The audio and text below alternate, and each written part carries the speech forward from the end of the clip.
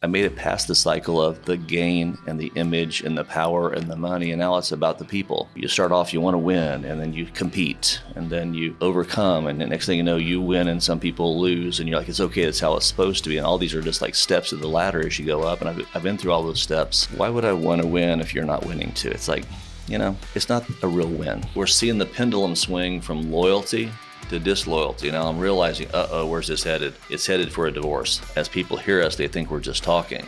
But all of these things there's a map there. Now, I didn't have the map. I just had faith, commitment, and no retreat plan.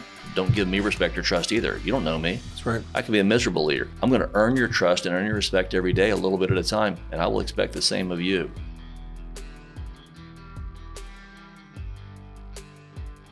Rick, we're continuing the Leader's Furnace. I always like to start by letting people know why the Leader's Furnace. I'm just asking you why the Leader's Furnace. What are the things that happen in the fire of leadership? What are the illusions that get burned off? Why else the Leader's Furnace? We're continuing to do it to tell the story, but it's, hopefully we can, as this story comes together, to share it with people so that they can see some of the things that, I've been through and that we've been through together, maybe learn from that.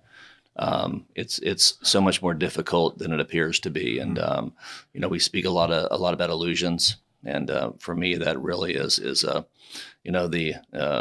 it's almost daily, weekly, sometimes hourly. You see these things going on and they're not exactly right.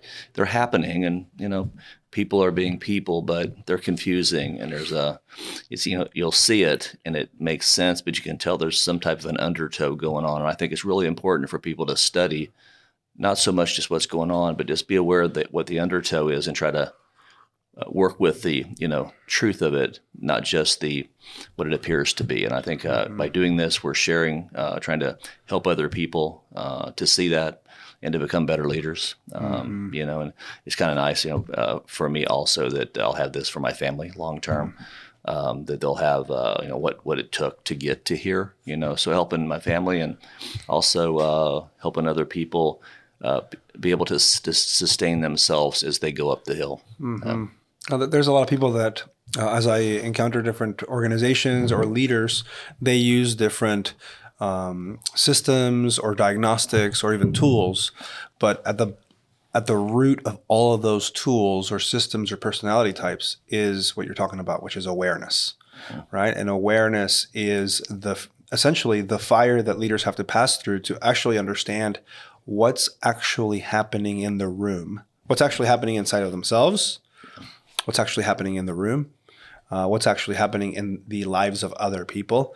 And that awareness, you've mentioned it a lot in different spaces, EQ, which is kind of this emotional awareness, understanding others, but very difficult to do that if you don't have PQ, which is this personal quotient or this personal awareness of what's it like to be on the other side of me? What are my tendencies? What are my triggers? What are my healthy or unhealthy actions?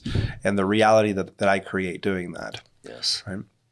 So awareness has become, in some ways, regardless of the title or the flavor of the month or the tools, you're saying, hey, we're going to double down on awareness because that's what you want for people, for them to be able to understand themselves and other people. Yes. Okay. So one of the questions that I want to ask today before we jump into your story, because we were trucking right in your 20s and you're at a boiler company, you're getting ready to make your way to Virginia, but just as a way for people to have a concept or an idea of why you do what you do, why do you do what you do? I've been blessed that what I started off doing at a young age with the dirt bikes and the motorcycles and the cars, just kind of extended out into the boilers. There's a lot of similarities between a boiler and a car and an engine. And so I'm really thankful that, that stuff aligned like it did. I didn't know it was going to align. It just aligned. But I think also I had a spirit of thankfulness and a spirit of, a kind of excitement and optimism about going to work every day and the potential of it, and not just the drudgery of the job and all that. A lot of people focus on the downside of the job and how hard it is and how they, want to be, not at work. And it's like, I was blessed that I didn't see it that way. I enjoyed it, and I enjoyed, didn't enjoy everybody, but there are some people that, kind of with my loyalty thing, once I found that loyalty, I just really just enjoyed being with them. It's like a bit of a home away from home in some ways. Mm-hmm. So, and then as we do it, you and I, even this morning before we started recording, we're talking about some people issues, about this, you delegated something, and, it's the most amazing thing. It's like you employ people, and this is a good thing, and they need to make a living, and they come to work and they ask you what you need done, and you tell them, and they say, "Hey boss, there's a problem." And you're like, okay, that's great. It's good to know there's a problem. I need to solve that problem, and I want you to help me solve it. They're like, "No, boss, there's a problem." It's like, no. I want you to help me solve that problem. And it's so many times they bring you the problem back and not the solution. Yeah. And they somehow think that is working, or et cetera. And there's another illusion that's happening right there. It's like, why don't they get the fact that I need you to help me, and I'm willing to help you if you help me by paying you and giving you gainful employment. So I think there's a combination of things going on there with why I do it. I'll probably do it. It's like right now I'm 63, and I could quit now, go home. Everybody would say, "Hey, you've climbed the hill, you've worked hard, you've worked for 45 years, working 7 days a week for 10, 12, 14 hours a day." So I could, but it's not. I made it past the cycle of the gain and the image and the power and the money, and now it's about the people. It's one of those, and I think that's it's kind of in America. It's like you start off, you want to win, and then you compete, and then you overcome, and the next thing you know, you win and some people lose, and you're like, it's okay, that's how it's supposed to be. And all these are just like steps of the ladder as you go up, and I've been through all those steps.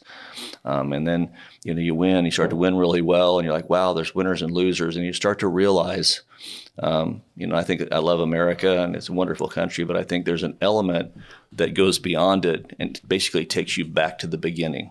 And at the beginning of it is like, why would I want to win if you're not winning too? It's like, it's not a real win. It's you win, and I could retire, but I want to stay here, and I want to have, I probably already have, I like to call it apostle building. I have 50 apostles right now, maybe 53. I think I'll get to 70, but if I do a good job, I'll get to 100. You're one of my apostles. It's one of those, we've been together for a long time, and I was able to affect you, and you affected me also. I want to continue to do that until I hang it up. And so I'm not want to just make money. It's like I want to make a difference. We have this thing in our one of our new logos is "We build people, then we build boilers." Mm-hmm. That's your company slogan now. That's the company slogan, and that's what we want to do. And what we're finding is before we built boilers, and we weren't building people. And then that becomes a problem because at some point those things run into each other, and we can be as big and as powerful and as good as we want to be, but it's like until the people internally care about the company and me, we only get so far. We're transactional in it. We're not unified in it. So I want to stay kind of with this. How much better do people build boilers when you build the people? Oh my, it's unbelievable. There's no. It's not like a 5 or 10% thing. It's like a 300% thing. It isn't. That's where we got to get to, where we have to go back and teach them how to work and how to make sense of work and understand this is a life cycle thing. You have to go to work. You have to make money, and then you hopefully can make some form of legacy. It isn't just making money for Friday. It's the idea of doing all these other things. You have a family at work. There's an extended family there. You're spending. I spend more time with my work family than I do my home family, and so it isn't just the boiler building. It's all these other elements that are going on. And some people say, "Well, my family's not at work." Well, that's true. They may not be at work, but they are kind of an extended family, and we should look out for each other. And you were talking about EQ and PQ, and it's like when we say look out for each other, maybe trying to understand each other would be a great way to look out for each other, I've learned to use the team language because people come from some crazy families, not only here, but everywhere. And so when we're like, oh, we're family, they're like, I don't want any more family. I have enough family, right? And so being able to say, hey, but let's go ahead and redeem the word team and realize that, many people use the word family to be like, I'm going to get all of you 24/7, right? And so that's the language, or they get used and abused. And so the idea of team is how do teams perform? And let me connect this to the thought of building people than building boilers. Building people is about communication. It's about relationship. It's about trust. And the building boilers part is about alignment and execution and capacity to do that. We've spent so much time on the communication and relationships and trust portion of things because it requires us to engage different moments and situations with people and you say the words, for things to not go off the rails. Like things don't need to go off the rails. We just need to stay in the tension of, now let's talk about it. I see those numbers. What do those numbers mean? Okay, what happened here? And why are we 300% over? Or what's going on here in this situation? And being able to not create more problems from the reaction, but actually stay in the difficult moments of communication and trust. And that's a really big shift especially for leaders and founders, right? Because they often were like, how many times have I told you this? Why are we still doing this same conversation or moment? And there's yelling and there's domination. But the reality is, the question I have from that is, how have you experienced being able to communicate and build trust without it going off the rails and staying in the hard conversations? Well, when you get in meetings and there's a bunch of people in there and something goes wrong, I a lot of time notice that people want to kind of just get through that very quickly and kind of blow it off and avoid the pain. And I understand why. And because they just want to get through it, get out of it and let it go. But if you can hold the pain and work through it, you can learn a lot more. Every day is like this. I'm just saying yesterday. Well, yesterday is the same. The same things are happening every day with people, and we had some things that were going on where some mistakes were made, and people wanted to. It's amazing. They wanted to basically say somebody did this, and this is how it should be, and it should have been fixed. And I'm like, I don't do anybody called somebody. I need a name. I don't. Somebody is it's bad language. It's the avoidancy. You get into a conversation like somebody. I'm like, hang on. Okay, who's this? What's the name of somebody? Because I need to work through that with them. Because if not, they'll do it again. But the fact they're using the word somebody, it's like I don't want anybody to get in trouble. And I'm their friend, and it's like if you're really their friend, let's just work this stuff out. And I think a lot of people appreciate that. At first, they don't like it. It's like, why are you doing this? Why are you holding on to this grief and this pain? Well, we just want to learn something. And what we find with a lot of people is, depending on their personality style, there are plenty of people that just, if we have a problem and I look at you and try to confront that problem and I notice there's humility, I don't need to continue with the conversation. You've already learned it. You felt it in your heart. I'm sorry. I didn't mean to do that. I don't want to do that again. I mean, I've had some people that are nearly crying. I just feel so bad. We don't need to talk anymore.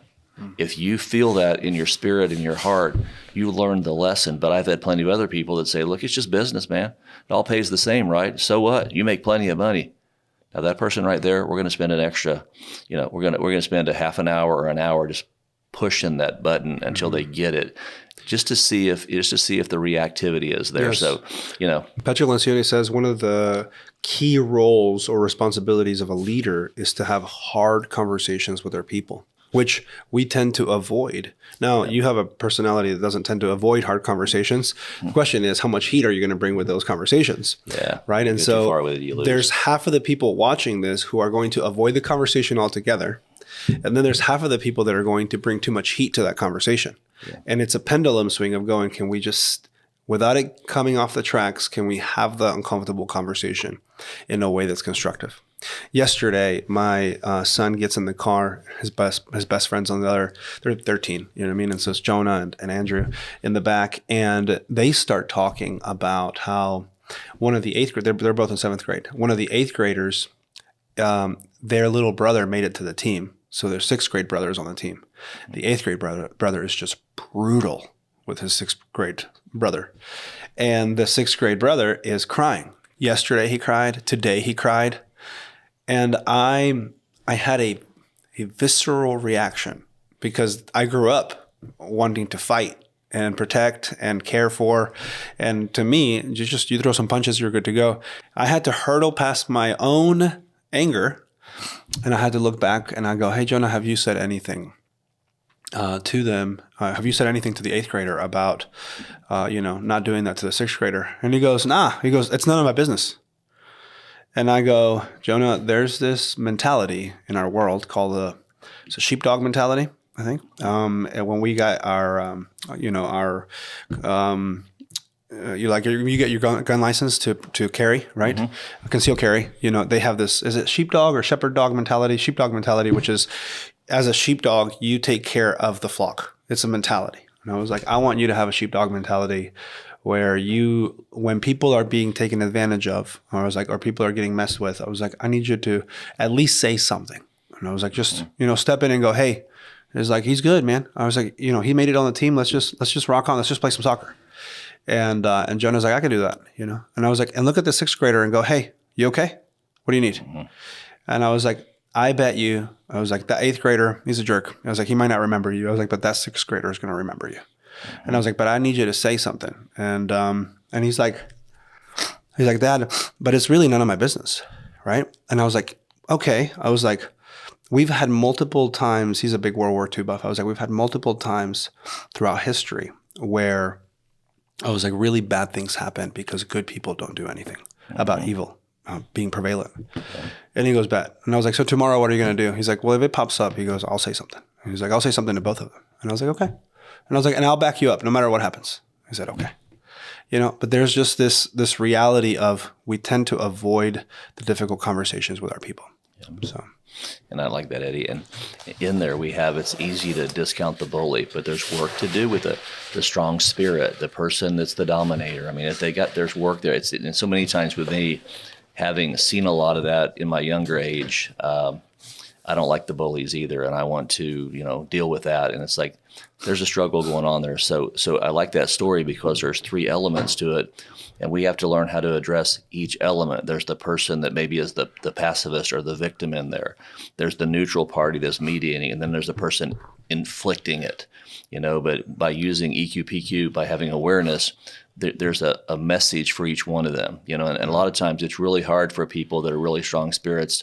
They're the hardest ones to mentor because they just, they have a shell on them and they're tough and they don't want to change.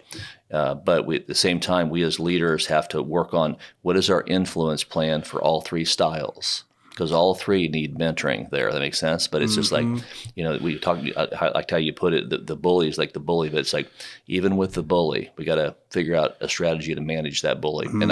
And we use, it's not anything new. It's how Jesus teaches. It's travel stories. It's, like you go back through that stuff and it's like, hey, what happened and who are these people? And, what was the bad thing that was the negative thing they did, and how can we make that negative thing be better or more positive the next time? Mm-hmm.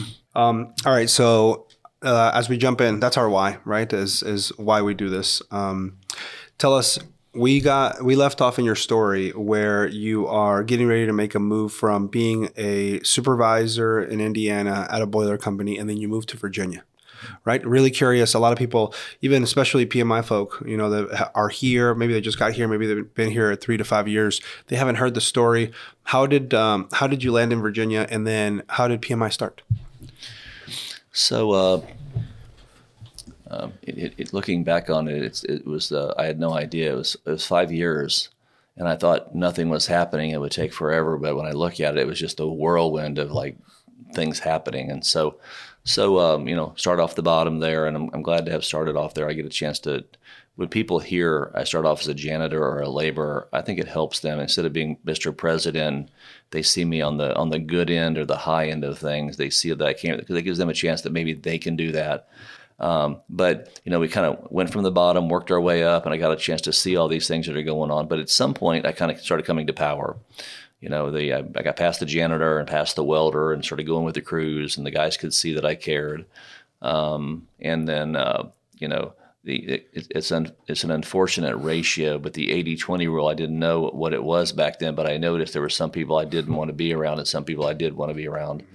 There are some people that had upward mobility that were going somewhere. You can just tell that, they were going to probably be somebody. Other people are just like, wow, that's just not going to work out, So I started getting around this 1 in 5 or this 80-20 situation, and then they appreciated the fact that I cared because they cared, and next thing you know, really good things are happening, and I'm learning a lot, and they're sharing things with me, and I go from being a technician, so to speak, or an individual, the welder, fitter person, rigger, into they put people with me, and then they put more people with me, and I'm getting bigger jobs and bigger responsibilities, and but I'm learning as I go. I don't really have a book to read.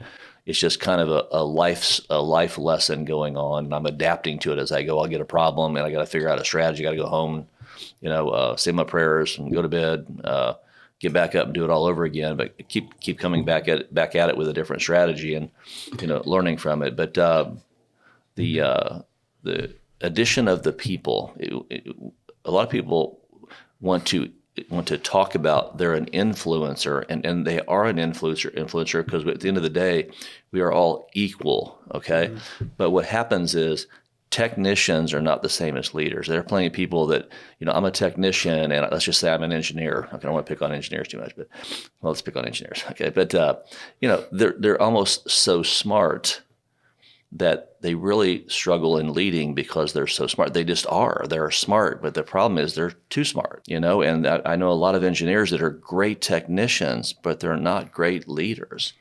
So you start. They're naturally logical and systematic, mm-hmm. but you are missing some of the people-y principle values first.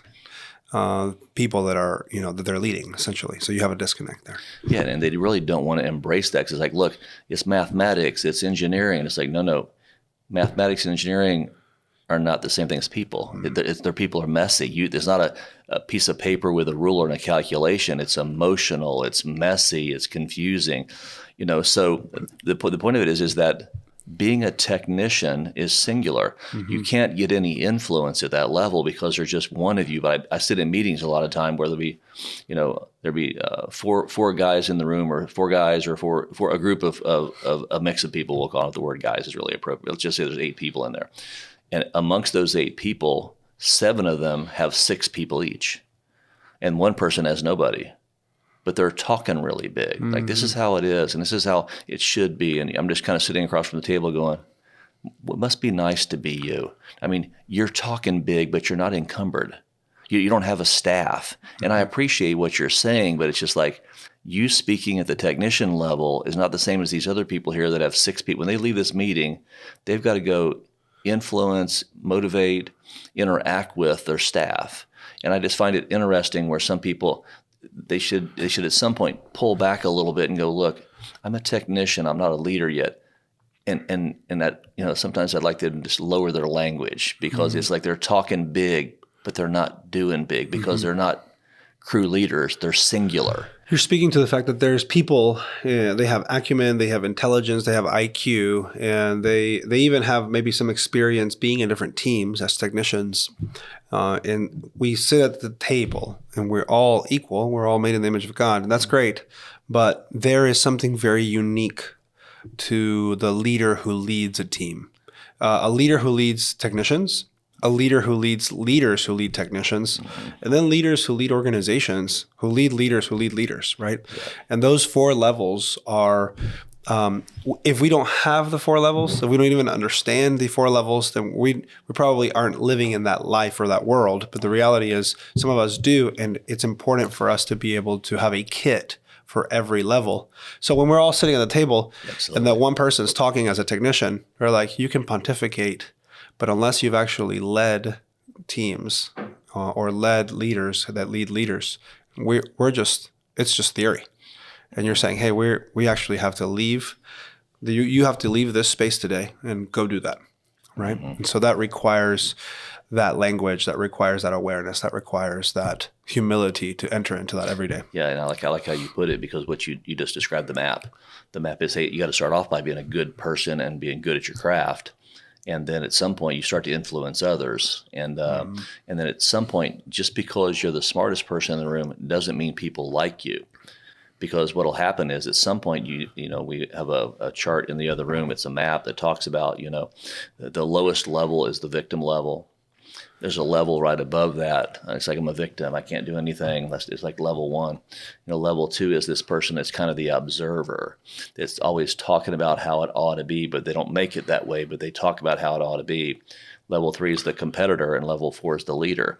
But what happens is you start to go through those. Victimhood never works out because you don't have to take any responsibilities. It's somebody else's fault for everything. But you got to get out of that level. But what I found was at level 2, there's a lot of people at level 2 that want to sit back and go, this is how it ought to be. And if I was you, I'd fire everybody. And it's like, it must be nice to be you. This is the person that's kind of working their way up that chain of events. Just left a technician and they want to get their hands off the tools. And you're going, no. If your hands are on the tools, they need to be on the tools so that you can actually multiply your magic to others. But you're still serving other people. You're not a technician doing the majority of the widgets, but you are teaching your people how to widget well, right? And so that is one of the illusions, right? I still want to know how we started PMI, but one of the illusions of this process is that your level 1 technicians going into level 2 leadership want to get their hands off the tools, maybe find a little corner to sit and do some charting, some computer work, where in reality, the best thing they can do for their team is keep their hands on the tools. Yeah, but it's like you work so hard to become good at your craft. Now you want to let everybody know you're really good. Then that causes separation. Mm-hmm. It's extremely complex. But what we're talking about is you just described it. There's another map there. Mm-hmm. And as we go through this, the map is the illusion breaker. And, some of us get this knowledge because we have books and charts and mentors. And I didn't really have a whole lot of books and charts and mentors. I just had to fumble through it, and learn these things. But now as you and I work together, let's produce maps. Occasionally you and I will just talk, and then you'll produce a map. When we're done talking, we did the labor map the other day. And I never made the map. I just knew it in my spirit what it was. And then next thing you know, you're like, well, hey, Rick, how's this look? And I'm like, that's awesome. That's the map. Mm-hmm. Well, if I was selfish, I can keep it in here. But now we're able to give it to other people and say, look, this took 45 years to get this visual, to break the illusion, and we want to share it with you because labor is very complex. When you apply, the Bible speaks of the darkness of people, okay? When we look at the 80-20 rule, there's complexities. People want comfort. The work is one thing, but what happens is the uncomfortable is where all the good work is. And if your spirit wants comfort, you're basically, we talk about the throttle. Mm-hmm. So what's happening is if I choose, if you look at that, you can see there's upward mobility there, but barely any. I mean, a PMI, this is how we're running every day. But they're both progressive. It's just this here is selfish. This is comfortable. This makes me feel good. You will find out as you get in your 20s, 30s, 40s, and 50s, you got left behind with this. You got to push it a little bit. And it's okay. I put the same amount of time in every day as most people. I'm working 8, 10, 12 hours a day. But when I'm doing this, I'm learning a lot. It's scary. Mm-hmm. It's difficult. I mean, right here, when you fall down, you get hurt. Mm-hmm. Over here, you fall down, you take a nap.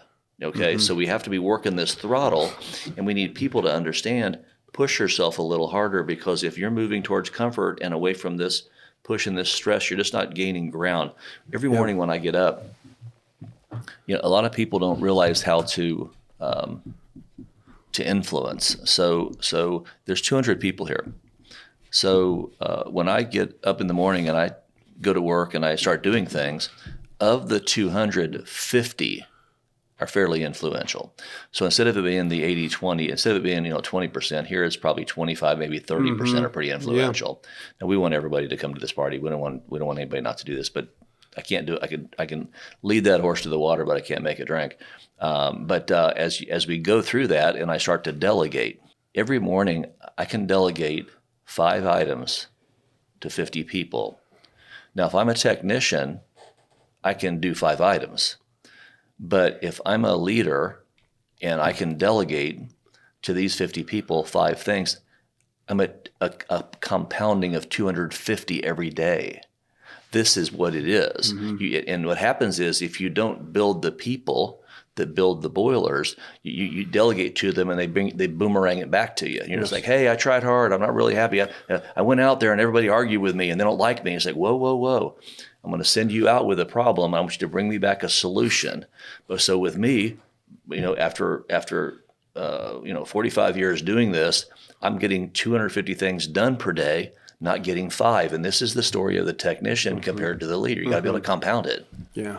All good tools come from wins and failures, proven wins and failures over time, right? And so all we've been doing in this season is being able to put together graphs or charts that essentially tell the story of how you won and lost. And that contrast is what allows for a little bell to ring for people of going, this works, right? The near and clear graph or the support challenge graph or whatever tools, the throttle graph, the 3 buckets graph, the different graphs that we put together is just really trial and error for a long time experience, right? That you've seen and where it has worked, where you've been healthy and where it hasn't worked, where you've been unhealthy. And it's mostly the failures. A lot of people don't realize that you need to fail more. I was at a group with EO or EOA this past Friday, and the lady that was giving us kind of this talk on people, right? We have 4 parts: strategy, cash, execution, and people, right? The people part I thought I'd know a bunch about, and I still had so much to learn, right? And so, but she's going through stuff and she goes, people learn best through failure.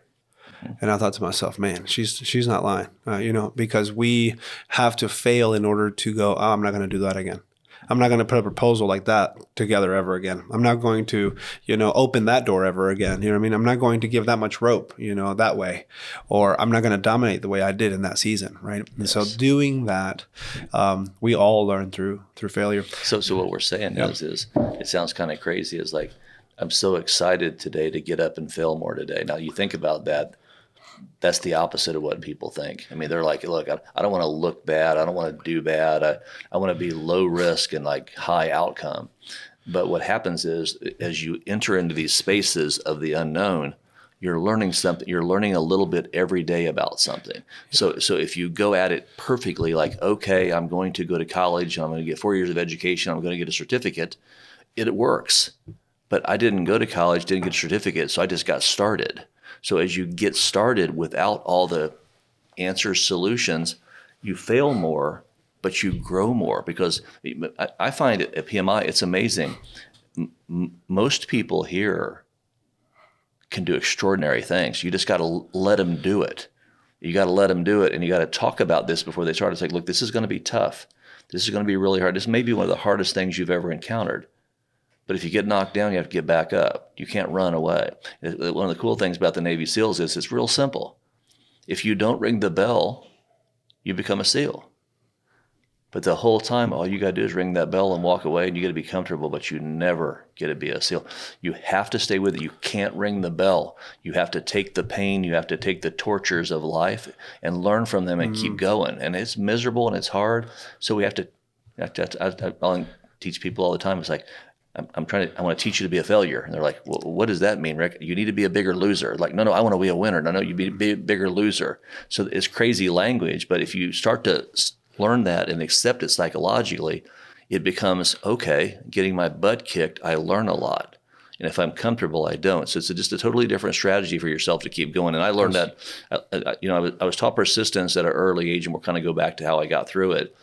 There was no retreat plan. So what happens for some of us when we have these situations with our families, families, when you say family, you're thinking a Disney movie. Well, some of us didn't have the Disney movie. Some families you can retreat into. We had the Disney cassette player in the trailer. Yes, but it's just like you watch Disney movies. It's like, well, everything's working out. They all get along really well, and everybody's got good clothing and good food, and they just seem to go on vacation. Well, for some of us, when you don't have a retreat plan, you have no choice but it's either perish or succeed. Mm-hmm. So with me, it was like there's nowhere to go. You either succeed or you perish. I don't want to go back to where I came from. The worst thing I ever could have done was basically be a bad dad because I'd felt the impact of bad fatherhood. So when I looked at myself, it's like no matter what I do, I can't be that. So I had to work and I couldn't retreat. And therefore I kept facing the pain and facing the fear. I do benefit from it. Other people, when they look at me, they're like, how do you do that, Rick? Well, I'm wired as a counterphobic. So other people, when I look at the hard types, they're not going to do it like I do it, because I'm going to kind of like go towards that fear. Yeah. They're going to kind of run away and feel it. So I get to cheat a little bit there, but I had to have awareness to learn that, because I for a long time I was having this problem with, I'm a 6 and I start off with timidity, and then I become overly aggressive, and I couldn't figure out how that pendulum was working, because it'd be like, I'd be really, really nice, and all at once it's like, we need to throw bricks through your window. I'll say, well, hey, Rick, don't throw bricks through the window. It's really not going to work out real well. We used a lot of bricks early on in my career. Nobody knew where the bricks came from, but I knew where they came from. And so I'm just like, look, you can't really square up, but this is how we're going to square up. That's called coming off the rails. Yeah, we're coming off the rails. But hey, really nice, Rick, and then, wow, really crazy, Rick. Well, that's part of the EQ PQ part of, you got to learn about yourself to lead yourself. So as we talk about how I'm coming up, at some point I just went crazy with it. There was nowhere to go, so I just became overly aggressive and then got through it. And that caused a lot of carnage in relationships, but it saved me a lot. That's the first season of PMI, is you kind of doubling down and just being aggressive about the work that you did. Aggressive about the work. And then I had, we're doing the 80-20 rule, and there's certain people, like, they're not working hard, they're not trying hard, they're really negative, we're not making any money, and they're making money because we're paying them. The first profit there is we pay the employees to work. Well, there's got to be something left over for the business after they get done working. Well, when you have what we call red or yellow-red employees, there's no money there. The greens are paying their way. Well, I would be really nasty about that, because it's just like, look, it's not right. When really what it was they either had a bad experience at work or were not mentored well. But I didn't know at the time, so I went through a lot of people and wounded plenty of people by being overly aggressive. So I had to learn that. But at the end of the day, it was part of my secret sauce. I didn't know what it was, why it was there, what it was for. But it was like that counterophobic thing, when it kicked in, it didn't matter what happened next. And in business, you kind of need this crazy side of you. You can't just use the nice, calm version. People need to understand at some point you're a little bit dangerous. So tell us, how did it start? How did PMI begin? Well, so what got us to Virginia was an interesting thing. So I'd been at Ellis Corporation for about 2.5 or 3 years. So from, 80 to 83. And then the economy got tough in Indiana.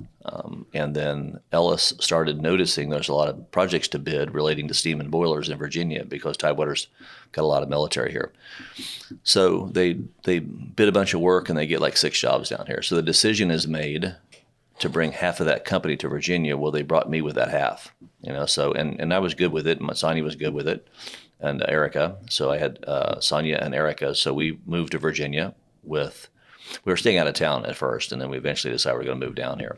So come down here, and we're set up, and the president of the company stayed back in Indiana, and they sent the vice president and a very influential Enneagram 7 superintendent.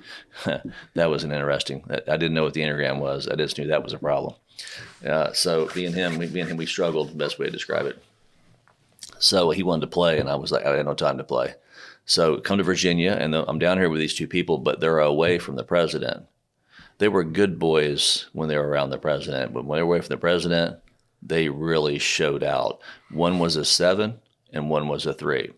And I had no idea what was going on. I just knew there was something I couldn't trust. There was an illusion happening, but I couldn't identify the illusion. I couldn't name the illusion. I just knew there was an illusion. What the illusion was the 7 was being a 7 and the 3 was being a 3. But they were unevolved. This isn't, they aren't bad people. They're just living their best awareness, right? But they were plagued by 7. They were plagued by unevolved 7ness and 3ness. But now I'm in their world, and they got power.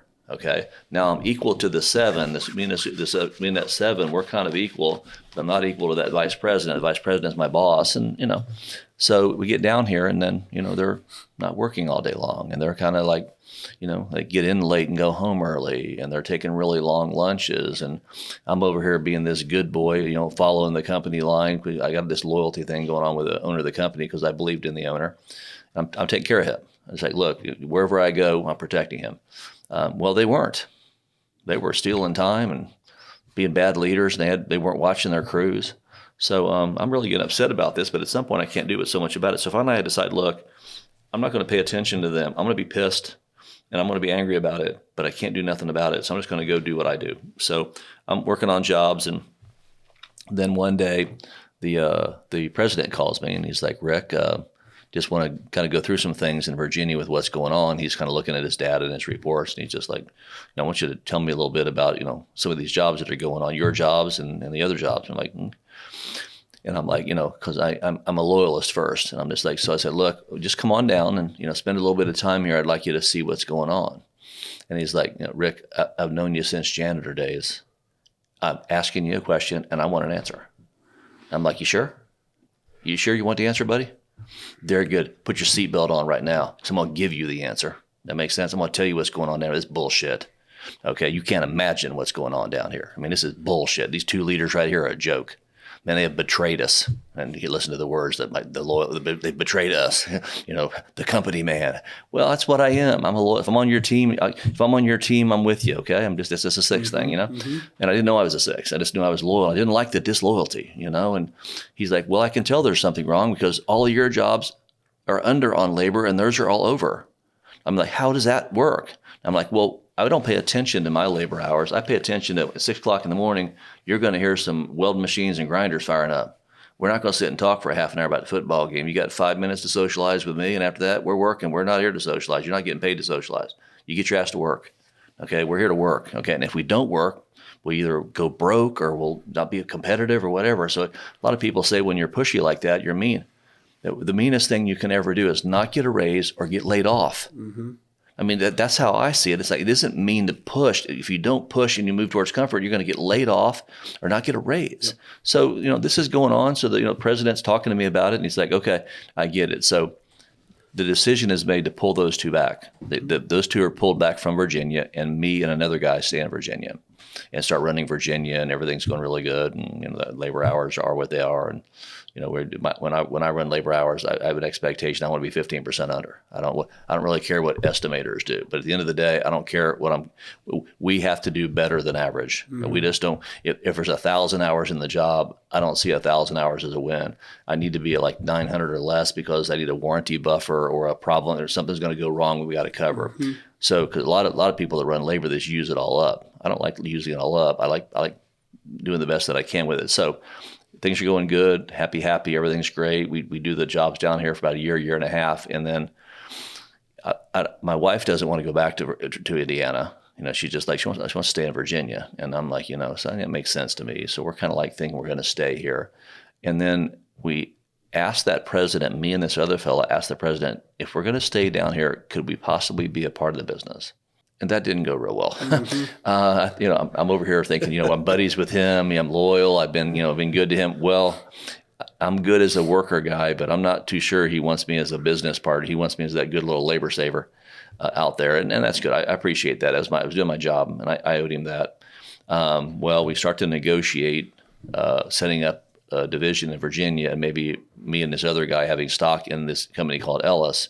And it just doesn't go anywhere. It just starts to blow up. And part of the problem is that the owner of Ellis had a major dislike for this my original business partner that was here.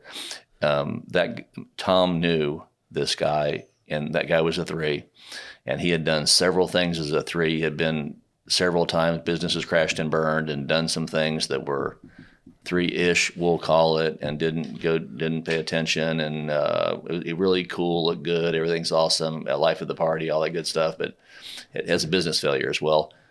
Tom liked my loyalty, but he disliked that guy. Mm. And I think I was facing that energy. So next thing you know, the decision is made, we're going to split off from Ellis.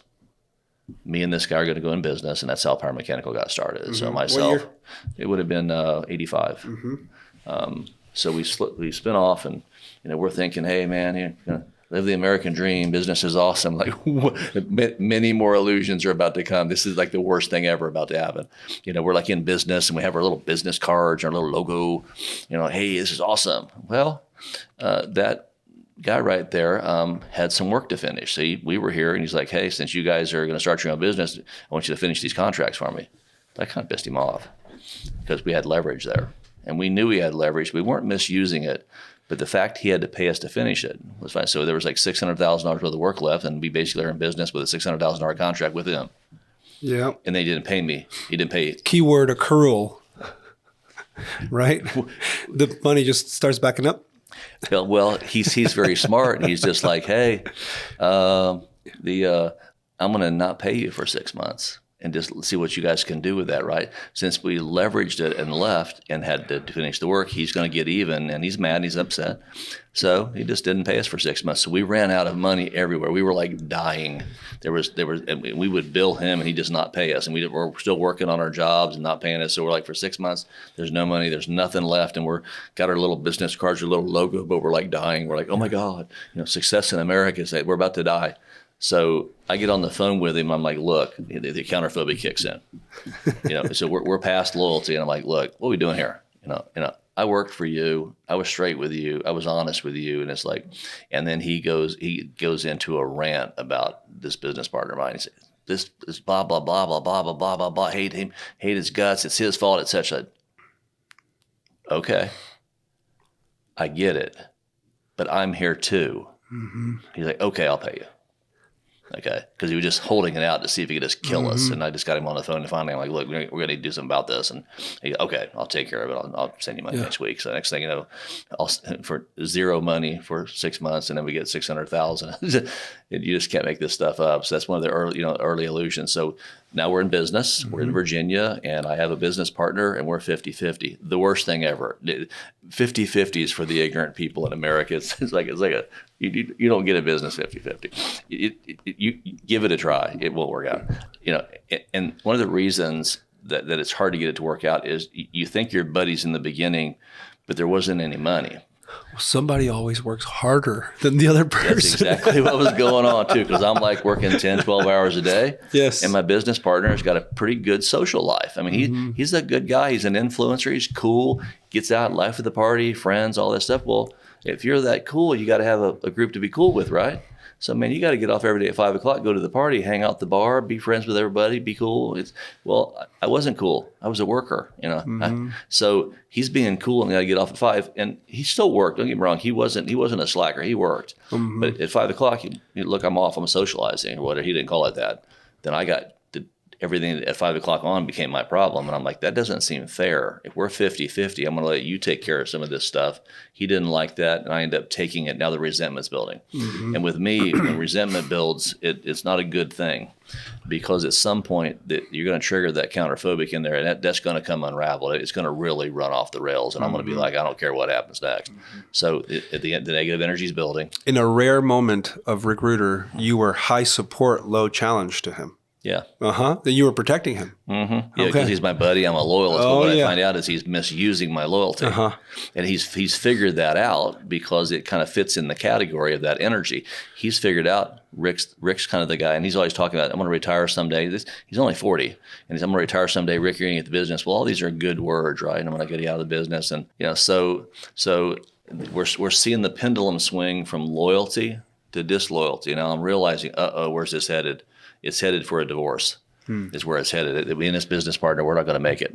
And we did okay for a year or two or three, because I was Mr. Loyalist and give it all I got and towing the company line, which is okay. But I resented the fact that I was putting in so much effort and he was not putting in that much, as an equal amount. It wasn't a zero, but it wasn't equal. And I could see our business would become an on-call type of business and probably a 10, 12, 14-hour a day business. I could see he didn't want that. So it was real simple. Grow the business, make more money, and give Rick all the work. And I'm just like, no, you're not going to take advantage of me. So you're starting to see some childhood things come out. Now I'm just like, here we go. I thought we were friends. Well, no, I find out, I don't know it's a threeness thing. I just know he's using me a little bit, and I can sense it, and he's kind of winning with it. I can sense the deceit in it. And then so, after I think it was probably about 88, 89, I'm just like, look, I'm going to take this over. I'm going to, so I started duplicating all the processes. I'm the outside superintendent. He's the inside project manager. So I learned how to estimate. I learned how to project manage. I learned how to do all the numbers and all this, learn how to run the business parallel to him. And then one day I sit down with him and say, I don't want to be in business with you anymore. And he's like, well, no, I have a job here. You know, I own part of the company. I'm like, I know, but I'm just letting you know, we're not going to continue this relationship. He's like, no, we're business, we're partners, and you can't necessarily make me leave. And I'm like, so I hear that and I'm like, wow, you're 50-50. He's right. You can't make him leave. You're equal to him. But I did want to be in the relationship because my loyalty button had gotten pushed. I'm just like, I wanted to get away from the disloyalty. Yeah. You see it? You're a creative thinker, so I can just picture your wheels turning. It was not good. It was really bad. It was really bad. And Sonia's kind of on the periphery of it, you know. So, you know, I asked him to leave and I asked him to get out, and he's just delaying it. He's just putting it off. He says he'll do certain things. He's not doing them. And he doesn't want to leave because he's a heart type. I mean, he's a 3. He doesn't like all this conflict. He wants to win and he wants to do a good job and he wants to be a wonderful friend person. Absolutely wonderful friend person. But I don't would say high chemistry, right? And at some point, high character. You guys are friends, but the competence and credibility had eroded for you. You're like, hey, are you that good at your job? Because you kind of stopped the credibility of him stopping at 5, right? And so there was trust began to kind of wear out. See, and what's so cool is as I speak, you're putting the map down. All of those words are the map. And as people hear us, they think we're just talking. But all of these things there's a map there. Now, I didn't have the map. I just had faith, commitment, and no retreat plan. So I had to keep going. So I didn't know what to do because I'd never been through this before, right? And I'm facing this business partnership where I'm 50-50, and I'm like, you can't get a divorce here. You can't. Well, and it's like, well, what are you going to do? Like walk away? Well, you have a fiduciary responsibility, so you can't just set up another company and wreck this one. You know, like, I can't believe it. I am totally stuck. Living the dream, man. Power Mechanical, my business card, my logo. I'm just like, dude, you are in prison. You are imprisoned in business. And that's how it felt too. So I had to keep poking him. And it wasn't working, but the counterphobic energy is building. So finally I walk in one day, I'm like, let me help you out here, Sparky. In 7 days, this is what's about to happen for you. I'm going to have this company put in receivership because I'm leaving. And then where they're going to do this, the easy way or the hard way. But I'm letting you know in 7 days, this is over with. I'm out of here. I'm no longer in a relationship with you in 7 days. The receiver will come in. They'll dismantle the business. I will move on. Then he realized it was going to happen. There was no more manipulation of it. He's like, wow, that was the ultimate hammer. You were going to sink the ship. Yeah. It's just like, no, we're done. We're done. I'm out of here. And then movement started. And then other deceit things came with it. And I don't want to get into those because they're personal for him. Okay. But it's just like, man, he just started disclosing, what about this? What about this? What about that? I'm like, it was dirty, but then it was filthy. But how am I going to get out? How am I going to handle this? How am I going to handle that? What about my family and my wife? I'm like, and you want me to what? Like, I'm not being a part of all that stuff. So eventually we spin off in 85. He's gone. And I'm sorry, in 90. 90, yeah. He's gone. Yeah. And, Sonia and I own all the stock, and we're off to the races, so to speak. So you guys get through that. You own PMI. It's just you. Yeah. Let me stop there from the story and read a couple of phrases by Edwin Freeman from the book Failure of Nerve. And it talks about how there has to be a clearly defined leader. You know, there's organizations there's a couple of things that are really important to an organization. One, there has to be a clear leader. And two, it can't be the company can't necessarily be easily taken hostage by individuals, by the caring mafia, essentially. You know? And so here's to the first point. It says, in the absence of a clearly defined leader, organizations regress to the emotional maturity of the most immature member. So if there's no leader, take the worst, most immature member, and that's how mature the organization is, because there's terrorists. I mean, they are actually taking the company hostage emotionally. All right. Second one is a leaderless organization is like a body without a head. It cannot move decisively.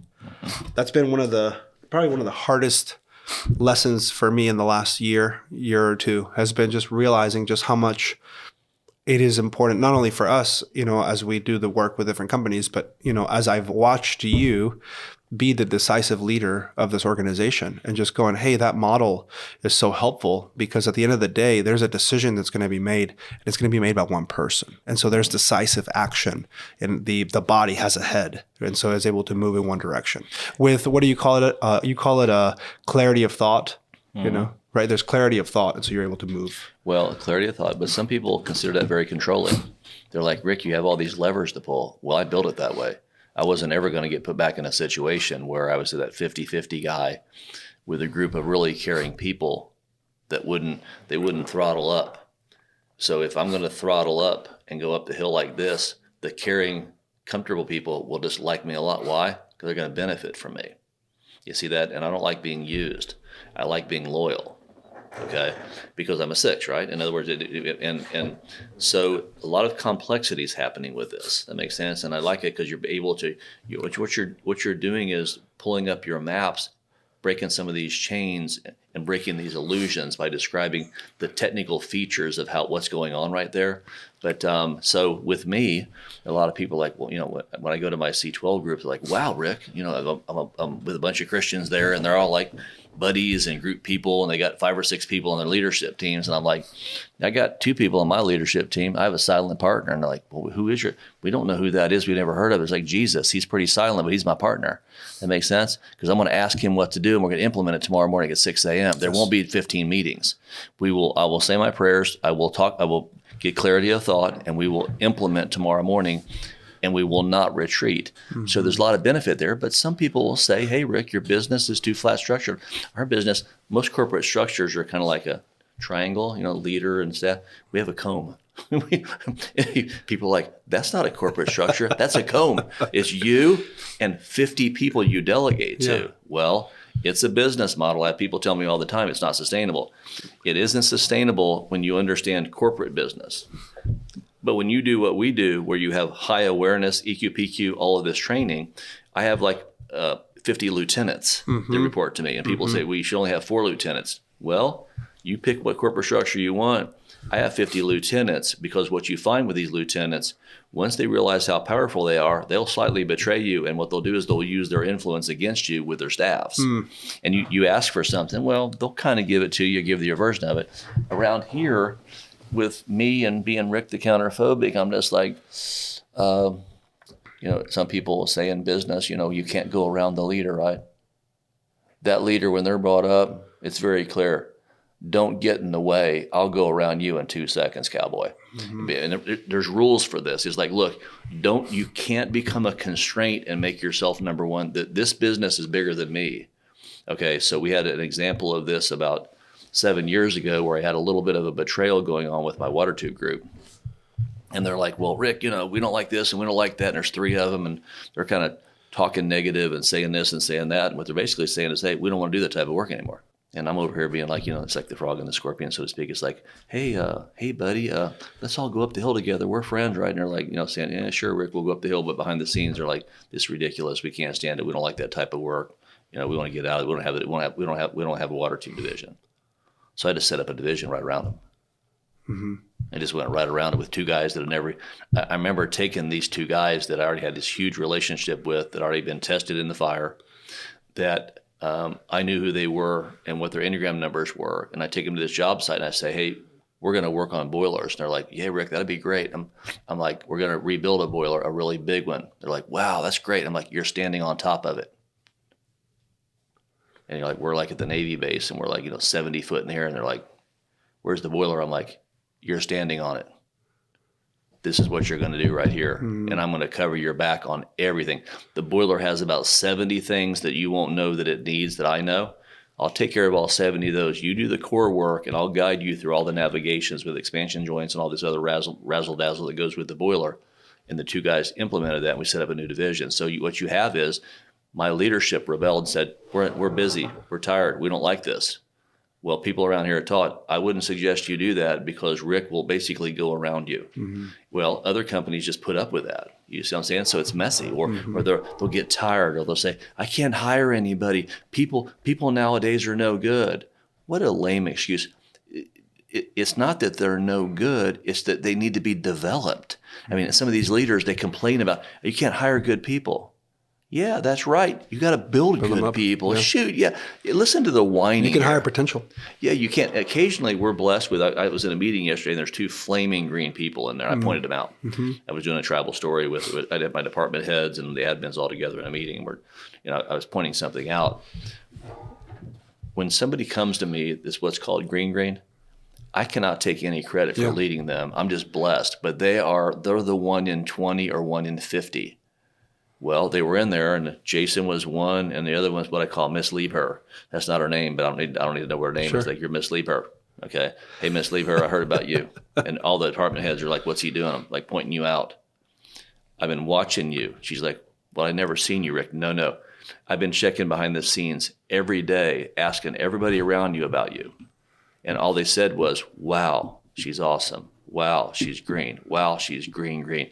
And you can always tell people, when you ask somebody about somebody, you don't need to hear what they say. Watch their facial expression. Because you're going to go, wow, they're great. They start smiling, or they sit back and go, it takes them like 5 seconds to figure out what to say. They're trying to be nice. And they're like, yeah, what they really want to say is that person sucks and I want to fire him. But of course, they wouldn't say that because they're caring. And so they're trying to figure out a way to say the same thing, but the nice way. Okay, well, here it is. So when all this stuff is going on and you want to, so to speak, hire these department heads or these VPs, what happens is you get them in, you get their good side, but you also get their undeveloped downside. So when I get greens, I can move the company forward. Yeah. But the greens are so rare. The Lord is giving me reds and yellows in much more mass than the greens or greens. Whose responsibility is the gap? It's the leader's responsibility. Yes. Everybody thinks it's HR's responsibility. It's like, you can't hire these people off the street for loyalty. If you've had 5 jobs and they've not been real good to you, you think you're going to come to us and fix everything? No, you're coming in wounded. You're coming in hot. And we got to say, look, we're job number 6. I think there's potential here. We're going to walk them through the Enneagram, the 5 voices, and we're going to say, here's strengths and here's some weaknesses. We're going to watch you. We don't hire and turn people loose. We have a 7-day evaluation. Every 7 days, they're in full evaluation. Because why would I wait 6 months to let somebody go or promote them? No, every 7 days you can see, are we going to let them go? Or are we going to promote them? Well, most companies turn these people loose, and a year later, like, I think we should fire that person. You lost 364 days in that. You need to know every 7 days if they're red, yellow, or green, or green. If they're green, piling ground, you got a piling there, you take off and run with that stuff. That makes sense? And when people hear you talk like that, I saw those 2 people, and I said that, there was 50 people in that meeting. And when I said that to those people, you should have seen them perk up. It's like, Rick Reuter just said, I'm green in front of the leadership team. That meant a lot to them. They earned that right for me to say that to them in front of that group. They earned that right. They weren't given it. They earned it. Power Mechanical, we do not give respect, okay, and we do not give trust. They're both earned. We start off here, and I tell the employees, don't give me respect or trust either. You don't know me. That's right. I can be a miserable leader. I'm going to earn your trust and earn your respect every day, a little bit at a time, and I will expect the same of you. Wow. Okay, so a lot of this stuff's going on, so we kind of got to the point where we're talking about this business and how the business is getting split. And now I'm starting to talk about how to see these pilings and these leaders where you start loading people up. Also, we're seeing some mutinies that are happening, and all these illusions are happening, right? So. Absolutely.